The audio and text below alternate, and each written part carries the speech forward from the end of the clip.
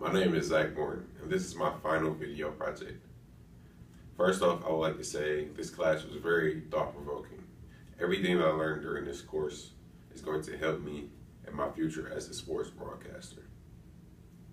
Now, my main points in this video are going to be listening, body language, and of course, my future in this field.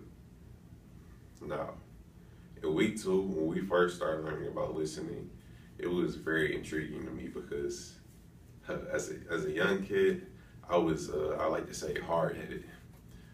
My parents always were on my head because whenever they said go left, I went right, and I never used to listen to them.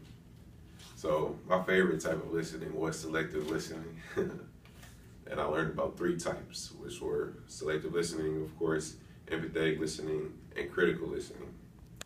Now, critical listening applies to me because when I'm in a classroom and I'm trying to focus, that's the time I use critical listening.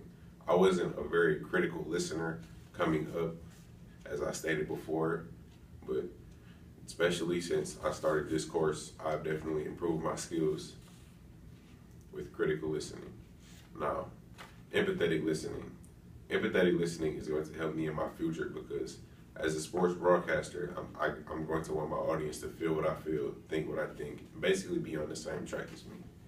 So that's basically how listening helped me. Now, my next point is body language. Now, body language was also very intriguing to me because the number one thing is posture. My dad always used to tell me, stand up straight and make sure I look someone directly in their eyes. Now, when we were going over body language, the whole time I was thinking, like, dang, my dad's been telling me this my whole life. So one of the things he always told me was that I was always slouched down. Now, I learned that when you're slouched down, that could mean you're lacking confidence or you're not comfortable around people. Or even if you make yourself smaller, that can mean you're not comfortable around people.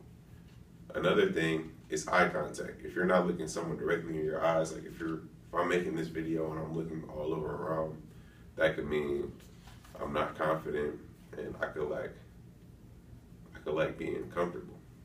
So that definitely was a main point. Now, of course, my career in sports broadcasting.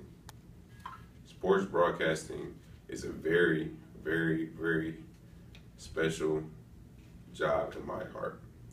And I say that because growing up, I always watched shows like ESPN and Sports Center. They were always on TV, always on in the morning, watching that and eating breakfast. And I always saw shows like Mike and Mike or 30 for 30, which are short shows with sports analysts. And they always talked about what happened in the sports world. And I just thought that was the coolest thing ever. So that's partially why I wanted to go into sports broadcasting. Now, another reason I think sports broadcasting is right for me is because it's me. I'm an athlete already, and I can give myself that platform, and that's basically giving me the win to go where I need to go. Now, when I talk on there, I'm gonna have an upper hand on certain things.